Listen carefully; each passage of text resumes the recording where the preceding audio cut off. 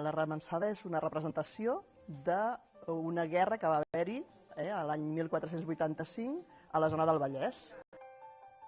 Va començar a la vall del Llémena i va anar baixant fins al Vallès, i aquí va haver-hi, diguéssim, com una batalla final, i el nostre escriptor, el Xavier Bertran, l'ha novel·lada una miqueta, el Xavier Bauria hi ha posat música, i expliquem una miqueta la història des de la vessant dels pagesos que lluiten per les seves llibertats.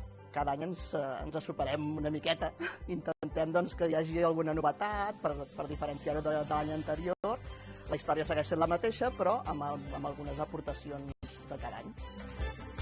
Totes les parts que participen a l'espectacle, excepte el so, és tot gent amateur i gent del poble.